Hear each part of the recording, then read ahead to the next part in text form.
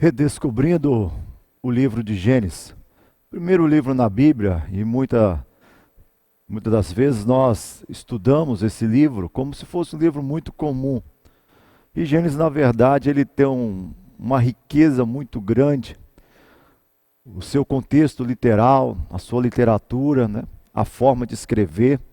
Então nós queremos falar um pouco sobre esse livro, né? E o que ele significa para você compreender melhor. E para você compreender melhor, a primeira coisa, você precisa entender que os 5 primeiros livros, chamados Torá ou Pentateuco, todos eles foram destinados a Moisés. Imagine, assistindo a novela de Moisés, você vendo Moisés escrevendo em placas de barro, carregando aquilo e tal, toda hora tem que escrever. Mas na realidade a escrita ela chega um pouco mais tarde lá em Israel. Então a Bíblia ela é formada como esse contexto, essa coxa de retalhos, escrita por várias pessoas que vão sendo costurada, e aí que está assim a beleza literária da Bíblia, é essa questão.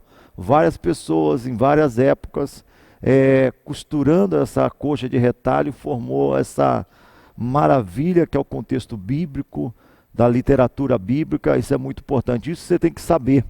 Mesmo sendo destinado a Moisés, isso não significa que Moisés escreveu. Por isso é importante você entender que Gênesis e o Pentateuco praticamente são grupos posteriores, próximo ali à época de Davi, que vai estar finalizando essa obra. Então você pode notar, e a primeira coisa que eu gostaria de compartilhar com você nesse intuito é o primeiro capítulo de Gênesis. Gênesis, como você sabe, começa dizendo: no princípio criou Deus os céus e a terra, porém, estava sem forma e vazia, e havia trevas sobre a face do abismo, e o Espírito de Deus pairava sobre as águas. Disse Deus: haja luz. E Deus então vai relatando aqui a criação de Deus de uma forma: primeiro dia, segundo dia, terceiro dia, quarto dia. Chega no verso de número 26, também disse Deus: façamos o homem a nossa imagem, conforme a nossa semelhança, tenha ele domínio sobre os peixes do mar, sobre as aves do céu, sobre os animais domésticos, sobre toda a terra, sobre todos os répteis que rastejam sobre a terra. Criou Deus o homem à sua imagem e à sua semelhança, e a mulher os criou e os abençoou, e disse: sede fecundos, multiplicai-vos, enchei a terra, sujeitai e dominai sobre ela. Você percebe que houve uma criação. Deus, na realidade, ele cria numa determinada ordem. Mas o que chama atenção é quando você vai no capítulo de número 2, e aí você vai ver, a partir do verso número 4, um outro contexto também da criação do homem e da mulher. Diz: a formação do homem, esta é a gênese do céu e da terra, quando foram criados. Quando Deus criou, não havia nenhuma planta no campo, pois ainda nenhuma erva no campo havia brotado, porque o Senhor Deus não fizera chover sobre a face da terra, e também não havia homem para lavrar o solo. E um pouquinho mais adiante, verso 7, então formou o Senhor Deus o homem do pó da terra, e sobrou nas narinas o fôlego da vida, e o homem passou a ser um ser vivente. Eu gostaria de chamar a sua atenção para você anotar uma coisa clara, de que Gênesis capítulo número 1 vai falando da criação, relatando a criação dos astros, as estrelas, o sol, a lua, os mares, a terra, o homem, e o homem é o ápice da criação.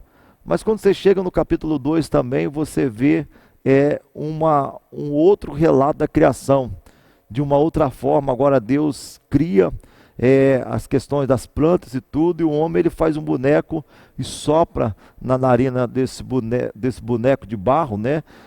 E depois vê o homem só e quer arrumar para ele uma mulher, né? Uma coadjuntora, e tira da costela desse homem. Por que esses dois textos tão distintos, tão diferenciados? E a Bíblia, ela quer falar isso para você claramente. Você tem que fazer algumas perguntas à Bíblia. E a pergunta é o seguinte: é por que criou e agora está relatando novamente sobre essa criação? Qual é esse motivo, qual é essa realidade? Então o texto quer que você pergunte, né?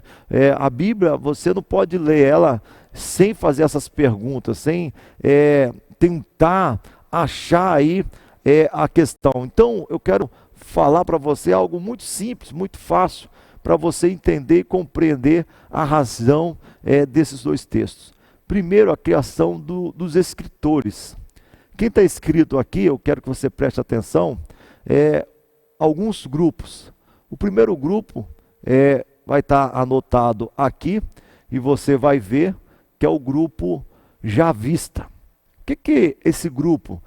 São escritores que estão lá na época do rei Salomão, e na época do rei Salomão foi o melhor momento de Israel, na prosperidade, né? Na paz, não tinha guerra nem para um lado nem para o outro. Então o povo ele vive o seguinte: a prosperidade e a paz era tão grande no reinado de Salomão, que para eles imaginam o seguinte: Deus está conosco, Deus está na terra, Deus está no meio de nós. Tamanha era a prosperidade que estava acontecendo naquele lugar. Então esse grupo chamado javista, ele vai escrever os textos bíblicos como Deus no meio do homem. Deus que caminha no meio do homem, Deus que está próximo do homem, como é o Emanuel, Deus conosco. Então quando você vê esses textos bíblicos, né, no Pentateuco, desses relatos de Deus conversando, dialogando com o homem, tanto aqui como Êxodo também, praticamente esses escritores javistas, que ele tem uma visão. Ah, pastor, será que é isso mesmo? É como se nós hoje nós somos protestantes, mas no nosso meio tem tradicional, tem renovado, pentecostal, né, neopentecostal, progressistas. Então tudo no nosso meio, cada um tem a sua visão de Deus. E na época também ali, cada um tinha a sua visão de Deus. E o grupo javista tinha a visão seguinte: Deus está conosco.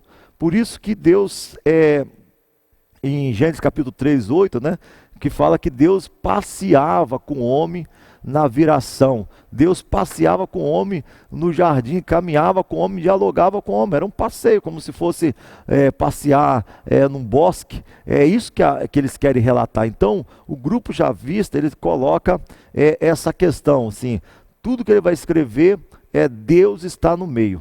Deus está próximo do homem, Deus está no meio do homem, que é a manifestação do Cristo Jesus lá na frente que irá acontecer.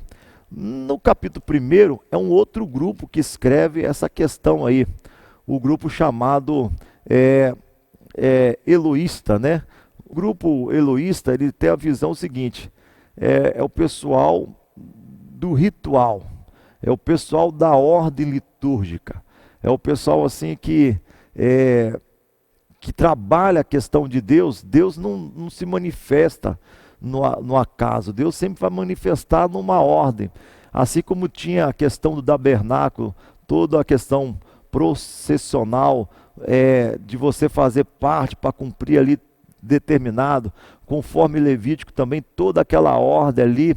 Então esse grupo ele pensa assim, nessa questão profunda da ordem do culto. Então eles colocam essa questão de uma ordem estabelecida, e aí está o Gênesis capítulo 1 nessa questão assim: Deus ele cria essa lógica, né? Ele cria essa lógica. Então, primeiro dia, segundo dia, terceiro dia, quarto dia, isto é uma caminhada litúrgica, é uma caminhada da forma litúrgica, daquilo que eles acreditam que Deus se manifesta, mas Deus só vai se manifestar se o culto tiver todo escrito, detalhadamente, cada um falar a sua linguagem, entendeu? Então é um outro grupo, uma outra visão. E tem um grupo também sacerdotal, e o grupo profético também, né? Os dois grupos aí próximos, porque coloca o seguinte, e você vê muito no Êxodo, Deus ele não fala direto com o povo. Deus ele não vai falar direto com o povo. Deus sempre vai falar por intermédio de um sacerdote ou por intermédio de um profeta. Deus ele não fala com o povo. Então, você nunca viu no livro de Êxodo, no livro de Levítico, no livro de Deuteronômio, Deus falar isto claramente para ali o povo. Isto é, Deus vai usar o que? O mediador. Deus vai falar com o profeta, ou Deus vai falar com o sacerdote, e esse sacerdote então é que vai passar a mensagem de Deus. Então esse grupo ele coloca que sempre precisa de um mediador. Então são praticamente esses grupos que estão assim trabalhando na formação de Gênesis. E é muito importante, mas então houve distorções? Não. Talvez tenha mais distorções no Novo Testamento do que no Antigo Testamento, pela responsabilidade do povo judeu pela palavra. Na época que não existia escrita, a tradição era a tradição oral, uma tradição passada de pai para filhos. Então, por isso que você nota agora que fidedigno o Antigo Testamento. É tanto que quando foi achado lá em Qumran, ou Qumran, ali perto do Mar Morto, em 1948, foi achado ali o escrito do livro de Isaías, e comparado ao nosso é idêntico, né? E um livro anterior o caminho de Jesus na face da terra. Então, assim, você passa a compreender, você passa a entender essas questões bem melhor. Então, isso é um assunto que eu quero colocar para você claramente, de Gênesis, né? Você precisa pensar com a cabeça dos escritores. Então, assim, vai seguindo a ordem litúrgica, primeiro, segundo, terceiro, quarto, quinto, sexto, sétimo, que quer colocar em evidência o quê? O sétimo dia. O sétimo dia como o dia do descanso de Deus, o dia destinado ao Senhor. Então esse escritor, autor, está deixando isso. Gênesis 2 é um escritor agora, o grupo javista, que quer agora colocar o Deus que pega o homem, que amassa o barro, que faz, que sopra, entendeu? Está ali e tudo isso, amado, assim, é benéfico. Por quê? Porque quer demonstrar um Deus que relaciona, um Deus relacional. Outra coisa importante para você entender esse início de Gênesis, é que do capítulo 1 de Gênesis até o capítulo 11, Torre de Babel, então passa no capítulo 11, verso 10 em diante, aí vai falando sobre a descendência, e tem aqui a questão para chegar na pessoa de Abraão. Então do capítulo 1 ao 11, verso de número 10, a teologia coloca também esses capítulos iniciais de Gênesis como o capítulo chamado, colocado assim no ponto determinante, né, da mitologia. Mitologia não como a mitologia grega, da mitologia grega, mas da mitologia como não ter como provar. Você tem como provar a existência de Adão, de Eva, de Noé, entendeu? Evidências? Não, não tem como. Então, assim, não é porque não existiu, é porque não tem como comprovar hoje, como Abraão. Abraão, você tem como comprovar, porque Abraão ele é pai do povo judeu, do povo árabe, são duas raízes que saem de Abraão, né? Através de Isaac e de Ismael, você tem como provar, mas antes aqui você não tem como provar, então você tem que colocar isso na sua mente. Capítulo 1 ao capítulo 11, mitologia, por causa de não conseguir prova suficiente para falar assim, isso aqui existiu, mas eu creio pela fé, e isso aqui é muito importante você entender e compreender toda essa questão lógica, toda essa questão clara, de você compreender e entender. Então nós estamos no capítulo 2, nós vemos essa diferença. Deus ele faz a primeira cirurgia, né? Vai lá na costela de Adão, faz a cirurgia, tira ali uma da costela, né? E sai e forma a mulher. Então, assim, isso que acontece hoje, Deus já fez lá no passado. Mas o que, que a Bíblia quer colocar nesse capítulo 2? Que Deus é um Deus relacional. Deus é um Deus que relaciona com o homem. Então você precisa entender capítulo 1, a criação pela ordem litúrgica para colocar em evidência o sábado. Capítulo 2, criação de novo, um outro grupo diferente, contando agora, relatando o que é dar evidência, um Deus que relaciona com o homem, um Deus que está próximo, um Deus que caminha e que vai caminhando nesse processo. Então a gente chega aonde? No capítulo número 3. Capítulo número 3 também é muito importante, porque fala sobre a queda. Então, e aí, nesse capítulo 3, a gente vai ter mais coisa para passar para vocês, porque é aqui que a gente começa a colocar uma questão clara da questão lógica. Essa serpente, né, mais a serpente, mais sagaz do que todos os animais selváticos, que o Senhor tinha feito, disse à mulher. É assim que Deus disse: comereis de toda a árvore do jardim. Nós estamos falando agora no capítulo 3, a gente chega no capítulo 3, capítulo 3 é muito importante, vai trazer muitas outras coisas, porque é a questão da queda. Gênesis, ele já caminha nesse processo, e esse processo é do plano de salvação. E é importante, mas lá já está tudo caminhado por Deus. Deus é o alfa, é o ômega, né? Ele anda na eternidade, ele caminha na eternidade. E com isso é importante você saber o seguinte: existiam duas árvores no jardim. Aqui o destaque maior é para com a árvore do conhecimento do bem e do mal. Ao homem tinha sido permitido comer e se alimentar de qualquer das árvores ali, né? E você percebe que Satanás chega para a mulher, né? E coloca assim que Deus diz: não comerei de toda a árvore do jardim. Ele faz uma pergunta. Respondeu a mulher: do fruto das árvores do jardim podemos comer. Não tem nada, não tem proibição. Nós podemos comer da árvore. Mas do fruto da árvore que está no meio do jardim, disse Deus: dele não comereis nem tocareis, para que não morrais. Então, a serpente disse à mulher: é certo que não morrereis. Preste atenção, coisa clara para você entender aqui. Não existia uma árvore, existiam duas. Uma árvore daria poder do conhecimento em discernir o bem e o mal e o conhecimento. Por isso que eu creio na evolução. Eu vou até mais longe, assim, pode ser doideira, mas você pode pensar, às vezes eu creio assim que vai chegar uma hora que a gente não vai nem viajar mais de avião, viajar de carro. Nós vamos entrar assim numa caixa como um elevador e vamos botar lá SP São Paulo. Vai passar um scanner e vai projetar você lá em outro lugar. O homem, ele tem esse conhecimento.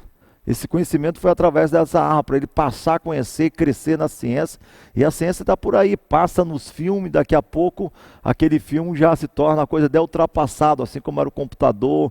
Hoje nós temos motos voadoras, carros voadores, já tem tudo isso. Então o homem tem essa dinâmica, por quê? Porque está aqui no Gênesis. Quando o homem ele peca, ele come da árvore do conhecimento do mal, ele tem o conhecimento. Ele começa a discernir. De repente, então, quando eles caem no pecado,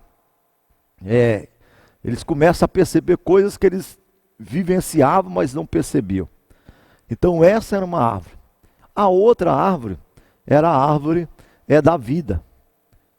E por que Satanás não propõe comer a árvore da vida? Porque para o homem não tinha interesse para isso para ele, porque eles já tinham ali. O homem não foi criado para a morte. O homem foi criado para a eternidade. Essa é uma questão. Então ali não havia doença, não havia enfermidade, não havia morte, não havia choro, não havia nada. Mas a proposta do diabo é uma proposta que vai ao anseio de Eva naquele momento. Porque primeiro, ele faz a pergunta. Disse Deus: não comereis de toda a árvore do jardim. Primeira coisa que Satanás queria saber da mulher é se ela tinha noção do que fosse certo e errado.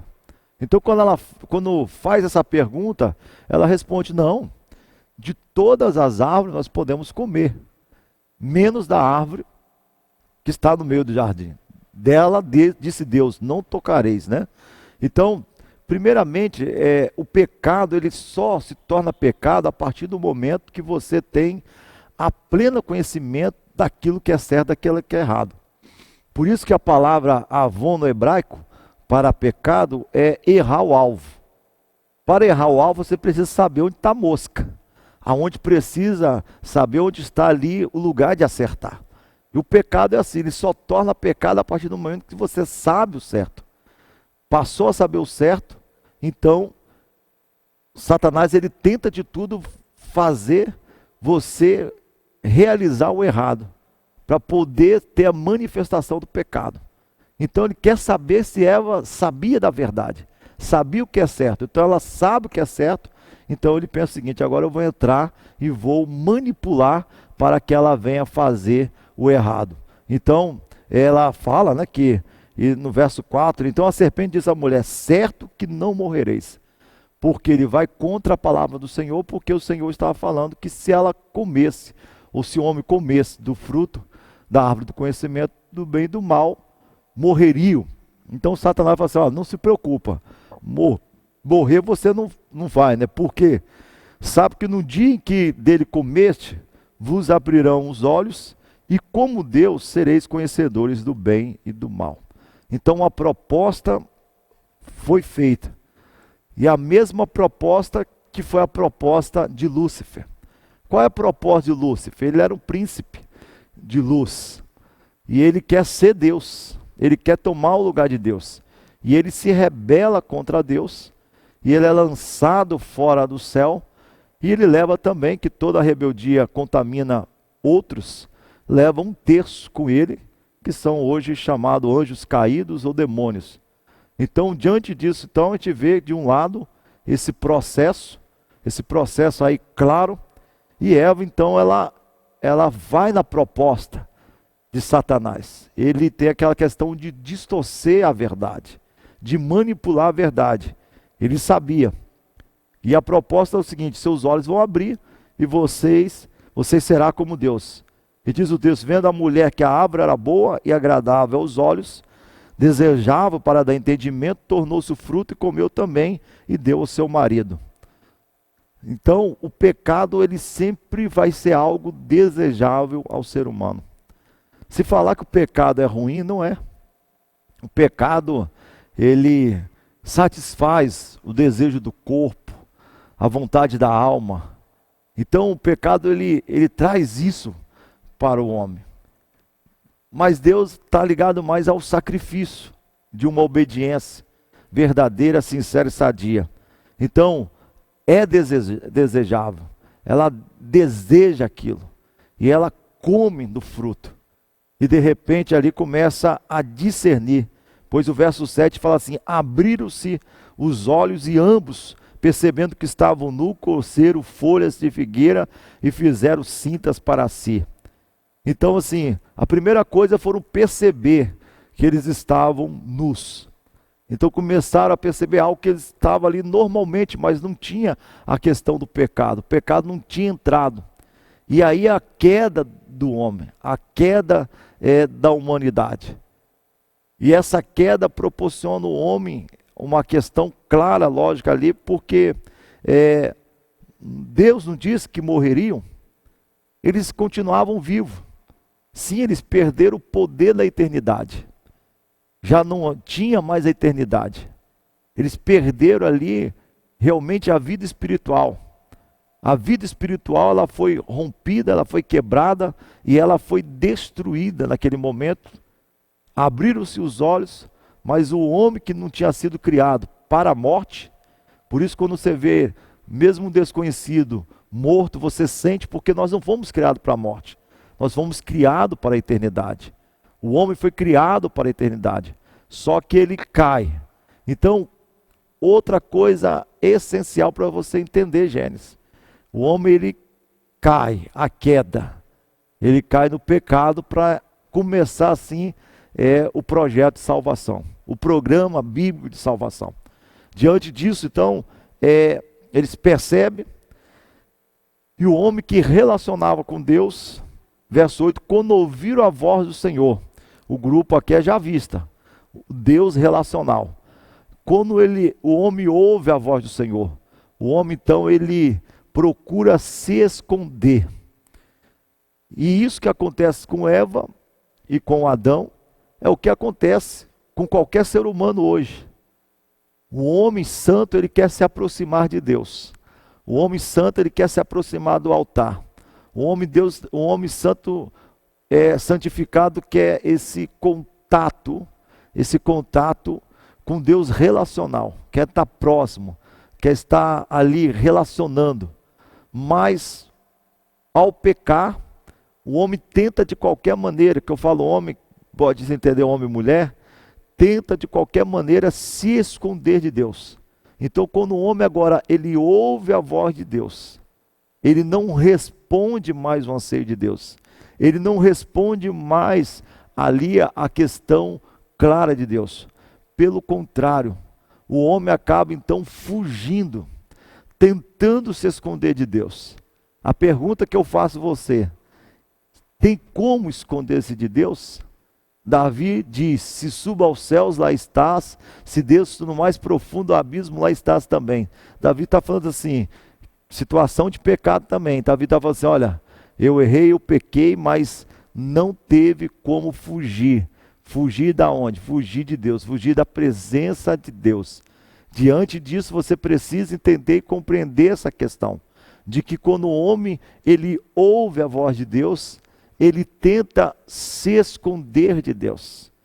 E Deus sai na viração, né? Deus sai, aquela caminhada que ele fazia com o homem, ele vai lá buscar o homem para caminhar, para conversar, para relacionar. E quando chama Adão, o Adão está escondido. E Deus fala, aonde estás? Aonde estás? Deus já sabia o que estava, o que tinha acontecido. Quando ouviram a voz do Senhor, Deus, né, quer dizer, o homem e a mulher, que andavam pela viração do dia, esconderam da presença de Deus, o homem e a sua mulher entrou na árvore, e chamou Deus ao homem, a responsabilidade, o homem perguntou, onde estás? E o homem respondeu, ouvi a tua voz no jardim, porque estava nu, tive medo e me escondi, né? Ele ouve a voz, vem o medo, a insegurança, ele está inseguro, entendeu? E ele se esconde de Deus. Então, tudo isso é quando nós pecamos. Não tem jeito, hoje é a mesma coisa. Quando há um pecado, a primeira coisa é esconder de Deus. Tentar fugir do Senhor. É ficar com medo do Senhor. Ah, Deus vai me castigar, Deus vai fazer isso comigo e tal e tal. Então, teve medo. E se esconde, foge do altar, foge da presença. E isso acontece constantemente. Porque eles estavam nus, né? E no verso 11, quem fez saber que estava nu? Eles nunca perceberam isso. Mas Deus quer o quê? A confissão. Comeste da árvore que te ordenei para que não comesse? Então o homem, ele vem outra questão. Claro, o que Deus queria do homem? A confissão.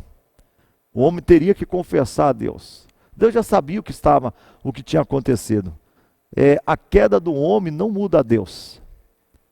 Não muda a Deus em nada. Deus é imutável, Deus continua sendo o mesmo. Mas a queda do homem muda toda a questão da humanidade daí para frente. O sofrimento passa a fazer parte. Então comeste, né? E aí tem uma questão clara do que Deus queria ali, a confissão. Mas Adão, ele faz algo que hoje acontece muito. Culpar o outro pelo seu erro, pela sua falha. A mulher que tu me deste como esposa, ela foi e me ofereceu e eu comi.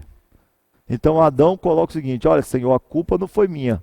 A culpa foi dessa mulher que o Senhor me deu e eu acabei pecando e errando. Então Deus vai para a mulher. E a mulher fala assim, olha, também não foi culpa minha. A serpente, ela me enganou. que é que fizeste? Respondeu a mulher: a serpente me enganou e eu comi. E a gente vê que a serpente só ofereceu, mas aquilo que estava no anseio, e aí fala sobre a inimizade. Maldita és em todos os animais domésticos, e és entre todos os animais selváticos. Rastejarás sobre o teu ventre e comerá pó todos os dias da tua vida, porém inimizade entre ti e a mulher, entre a tua descendência e a descendência, este ferirá a cabeça e tu ferirá o calcanhar.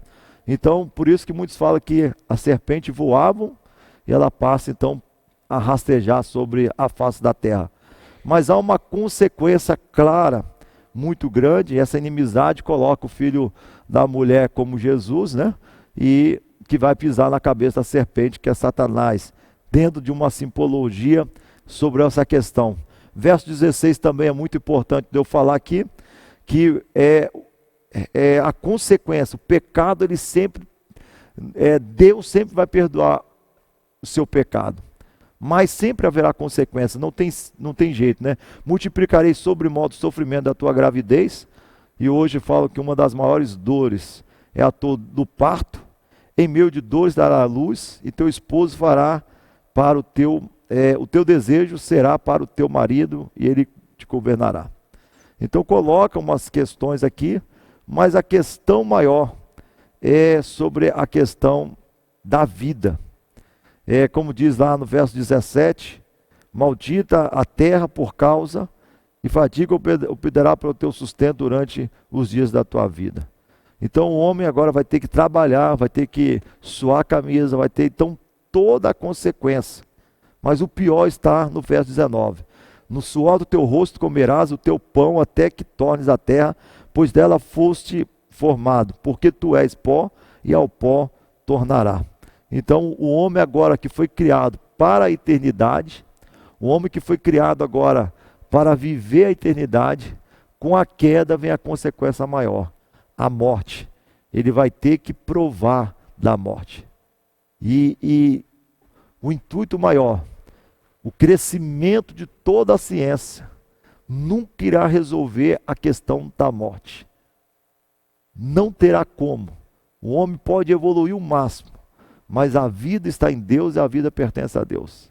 O homem pode contar o DNA, a célula do corpo, mas ele não tem como explicar da onde vem a morte, ou da onde vem a vida, e não tem como explicar a morte.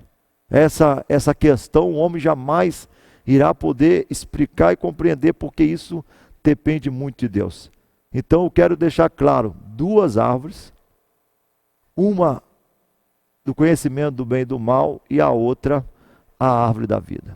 O homem ele se alimenta, e é muito importante, eu chamo sua atenção agora, verso 21 e 24, que eu vou trazer agora uma questão clara para você entender desta lógica. Percebe-se bem que fez o Senhor vestimenta de peles para Adão e a sua mulher e os vestiu. Então assim, o animal teve que ser morto por Deus para poder dar vestimenta. Isto também já leva em Jesus Cristo lá, que seria morto para cobrir a nossa nudez, e nudez na Bíblia você sabe que também é pecado. Diante disso, chamo sua atenção clara para você compreender, verso número 22. Então diz o Senhor Deus, eis que o homem se tornou como um de nós, conhecedor do bem e do mal, assim não estenda a mão e tome também da árvore da vida, e coma e viva eternamente. Então percebe uma coisa clara e lógica, e eu gostaria de chamar a sua atenção, duas coisas. E uma coisa assim que talvez vai quebrar o paradigma agora. Aonde que é o Éden? O Éden é entre o rio tal, rio tal, rio tal. Mas na verdade, o jardim no Éden, o Éden na verdade é o céu. É a morada de Deus. Deus ele forma o homem para ter ali um relacionamento com o homem. Caminhava.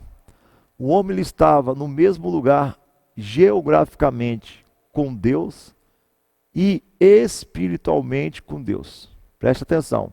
Ele está no mesmo lugar de Deus. É o céu. Ah, pastor, mas tem tal. Vamos lá. Aonde que a árvore da vida está hoje? É na terra ou no céu? Existiam duas árvores no meio do jardim. Uma é a árvore do conhecimento do mal, qual o seu fruto é provado, mas ela continua lá. A outra é a árvore da vida. E a árvore da vida nós sabemos muito bem que está no céu. Então, o Éden, na verdade, é o céu. A queda do homem, que ele é expulso desse lugar, ele é lançado aonde? Lançado na terra.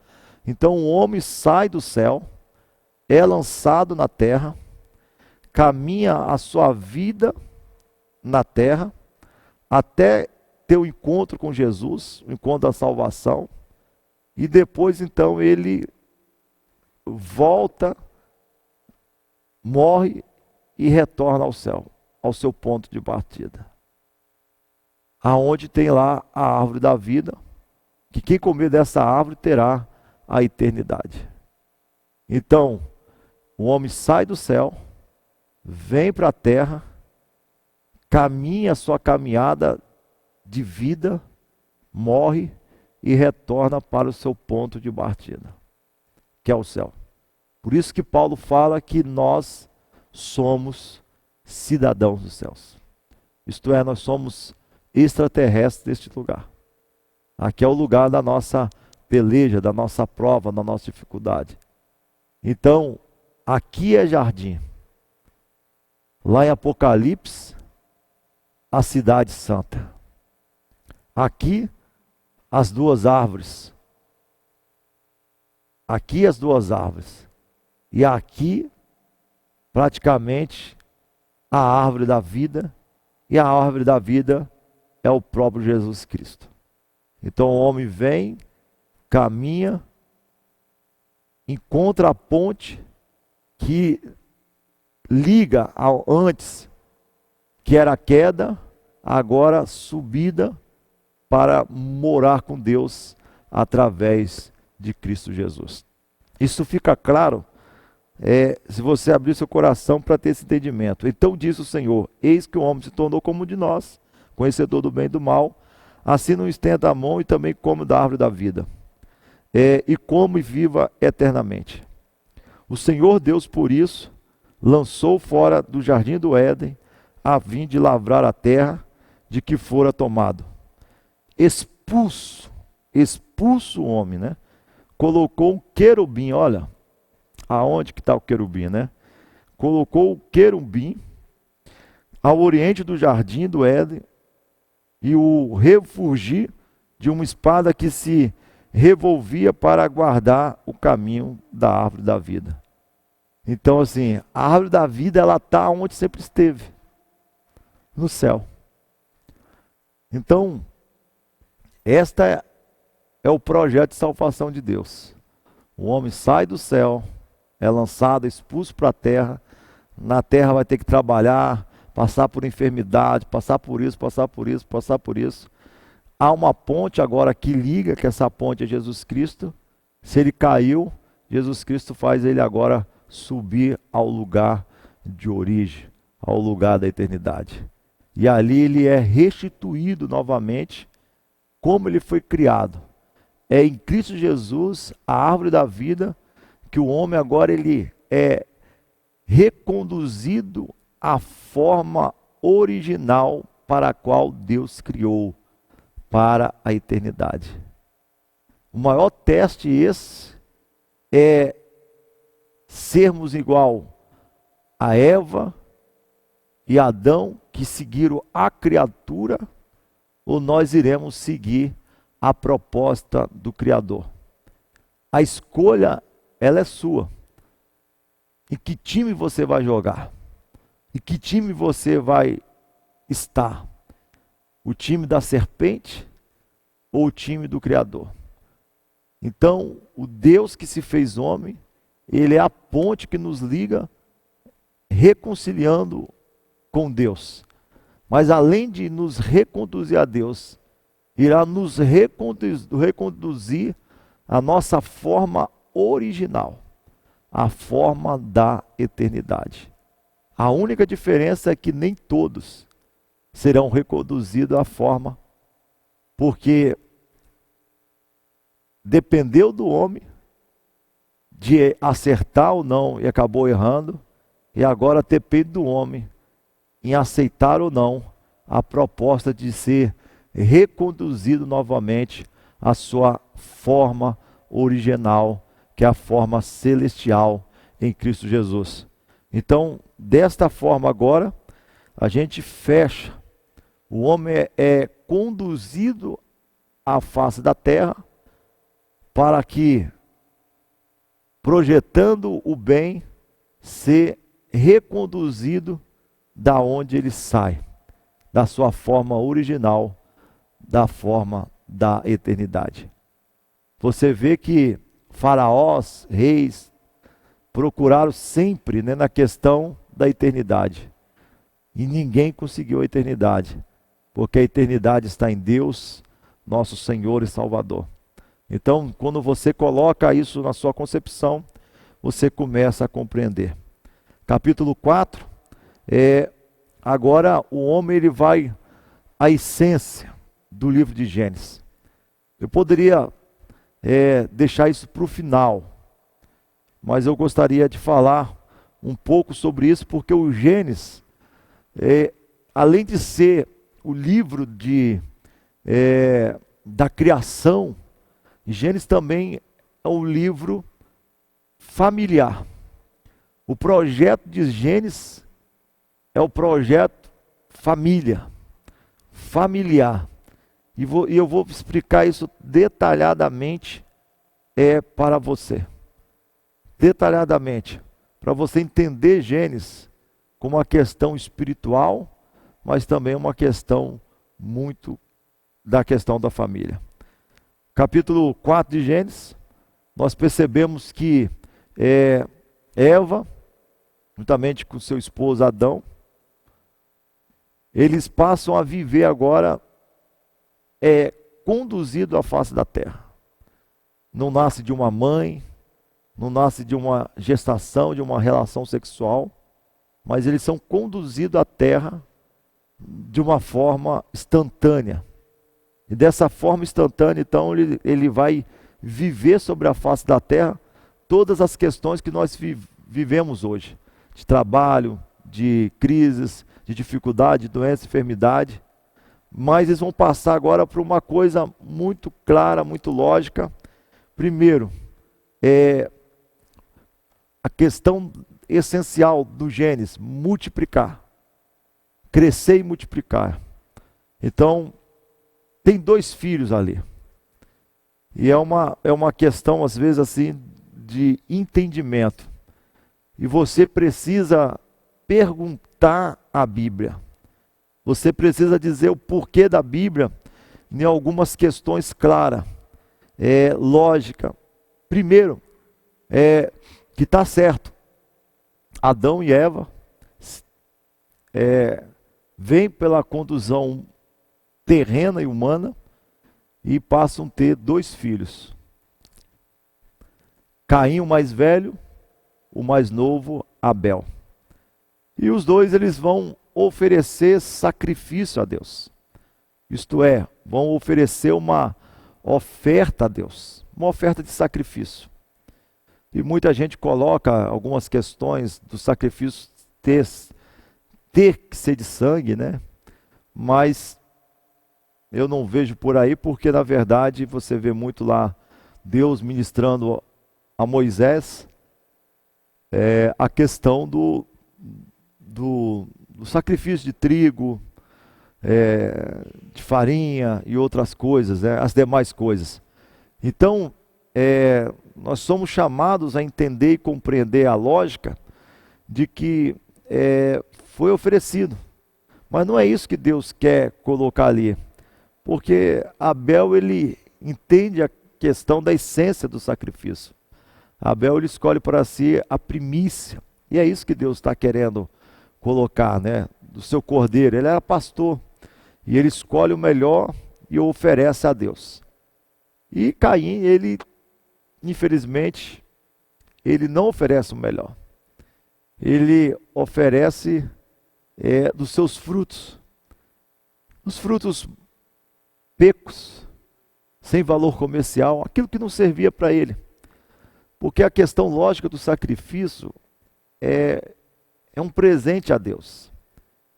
E a essência do sacrifício, principalmente nessa época, era desmaterizar a matéria. Isto é, botar fogo, queimar, e era a forma da fumaça subir, do cheiro chegar a Deus.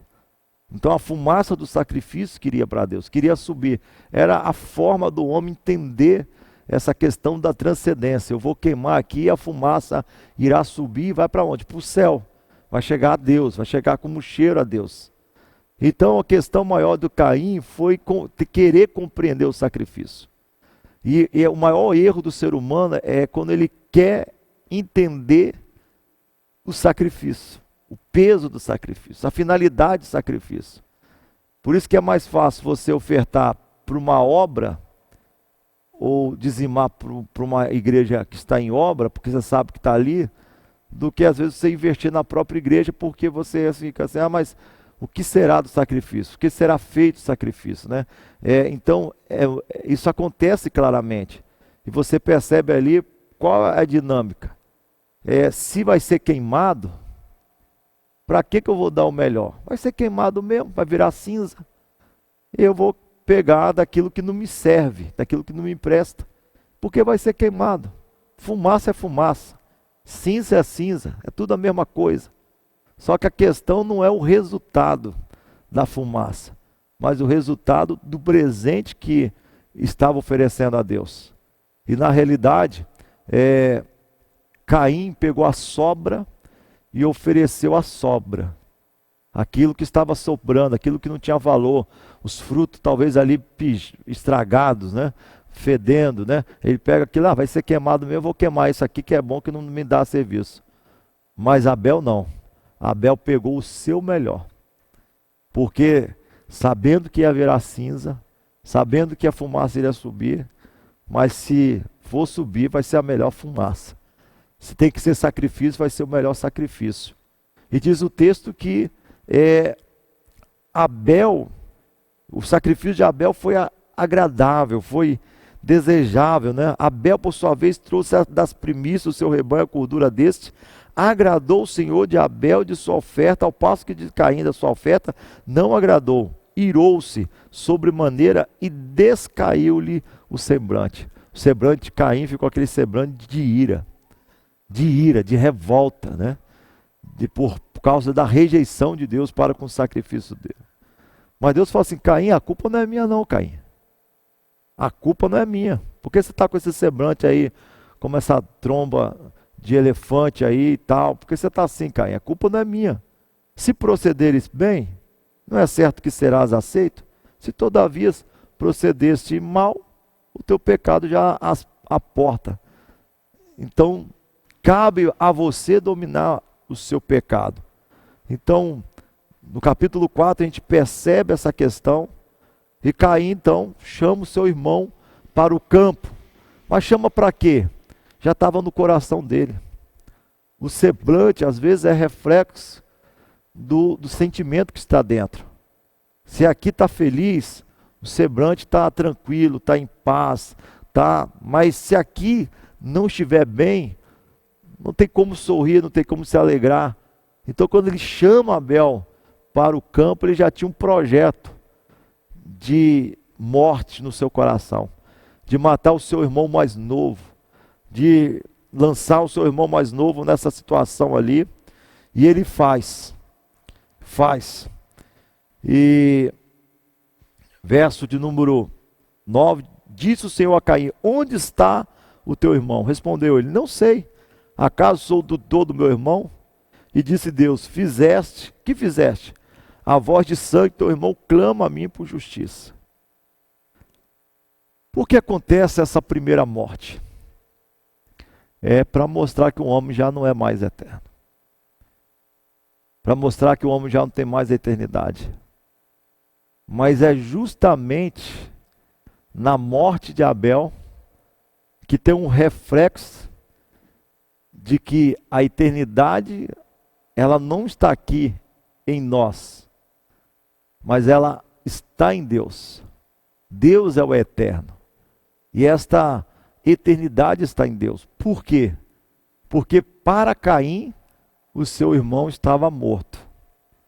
Mas para Deus, o seu irmão continuava vivo. Deus disse a Caim: a voz de Abel clama a mim por justiça. Eu estou ouvindo a voz de Abel. Então, para muita gente, principalmente para os ateus e ateias, morreu aqui e acabou. Não existe mais. Mas para nós cristãos, nós retornamos para Deus, como Ezequiel 18 fala: todas as almas são minhas, a alma do Pai como a alma do Filho, mas a alma que pecar morrerá. Então ele fala do retorno e fala também de uma segunda morte. Então você precisa entender e compreender de que com a morte de Abel revela a eternidade do homem. Revela que as pessoas morrem aqui para nós, mas permanecem vivas para Deus. Continuam vivas para Deus. A voz de Caim clama a mim por justiça. Então agora você passa a compreender, a entender melhor essas questões. Então é muito importante você ter essa noção clara, lógica, de que acontece o primeiro sacrifício. A primeira morte. A primeira dor de uma mãe que perde seu filho. A primeira dor de um pai que perde seu filho. Talvez Adão sempre pensou como qualquer um que já perdeu um filho ou uma filha. Eu achava que eu fosse primeiro. Talvez Adão e Eva pensassem que um deles fosse primeiro. Mas estavam provando a pior dor do ser humano. A pior dor do ser humano é quando perde um filho ou uma filha. Não existe algo pior do que isso, e naquele momento ali, Adão e Eva estão provando dessa questão. Capítulo 4, então, ele vai colocar as duas descendências. A descendência de Caim. E aí eu quero que você entenda essa abertura agora em duas descendências. Uma descendência de Caim e a outra a descendência de Abel. A descendência de Caim, ela sempre vai para o mal. E aí tem gente que não gosta dessa palavra espírito familiares, né? O espírito que atua na família. E claramente aqui a família de Caim, ela vai distanciando cada vez mais de Deus, enquanto a família de Abel, ela caminha sempre numa direção de Deus. A descendência de Caim é a descendência de pessoas habilidosas. Ele tem filhos, né? Enoque nasceu de Irade gerou, e vai falando, né? Até chegar a Lameque. E Lameque, ele toma para si duas esposas. E Lameque é uma pessoa maligna, um homem mau mesmo, né?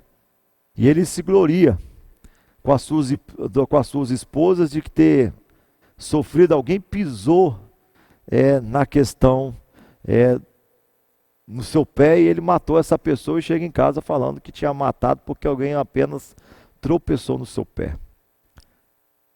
Mas aí eu gostaria de fazer uma inquietação, falar de uma inquietação para você. Se só tinha Adão, Eva, Abel e Caim. Aí a Bíblia está falando que Caim agora casa e tem filhos, tem uma geração. A pergunta é: da onde saiu essas mulheres? E da onde se colocou essas mulheres? Então muitos colocam que tinha descendências de de anjos, né, que está aqui na corrupção do gênero humano, no 6 aqui, né? Mas a questão é que Eva, eles são lançados na face da terra, entendeu? Sai do céu, são lançados na face da terra e a terra já vinha na sua questão lógica, né? Então, assim, é um processo que você tem que ter a sua abertura de mente para você entender todo esse processo. Como eu falei lá no 3, né? Lançado do céu na terra, e a terra, ela já existia, já tinha ali a sua normalidade de vida. Adão e Eva vêm se encaixar da mesma forma, lançado na face da terra, né? Então já tinha um processo natural de vivência. E diante disso, então, duas gerações. E nós vemos que a geração de Caim, ela é uma geração de pessoas, né? Quando você vê no verso de número 20, Jabal, este foi pai do que fabricam tendas, do que mora em tendas, né? Possui gado. Então, família de pastores, mais que fabricação de tendas.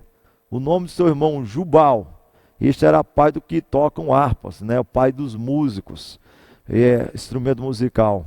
E do pau Caim, que fazia instrumento de corte, de armas de guerra, toda essa questão. Então, se tem uma diferença entre a geração de Caim e a geração de Sete, é que a geração de Caim praticamente é uma geração de pessoas que constroem, pessoas que têm profissões, pessoas capazes. E a geração de Sete é uma geração que só faz filhos e filhas. Está no sentido da criação de Deus. Então, esse é um princípio hoje que teria que estar na questão hoje forte nos árabes, a multiplicação. Os árabes têm isso como um fator essencial para a sobrevivência à conquista do mundo. Está isso muito forte também nos judeus religiosos, né? A questão de muitos filhos, mas nas outras questões nós preferimos construir casa, prédio, pontes, do que dar continuidade a essa geração. Então a geração de Sete é uma geração que vai se multiplicando sobre a face da terra para conquistar em número a promessa que Deus tinha destinado para o seu povo. O povo que lá na frente, que nós iremos falar, vai se tornar o povo de Israel. Tá bom? Nós vamos ficando por aqui. Deus esteja abençoando e nós vamos estar ainda continuidade nessa da releitura de Gênesis. Tá bom? Fica na paz, Deus abençoe e até a próxima, depois capítulo 5 e diante. Fica na paz, Deus abençoe hoje e sempre.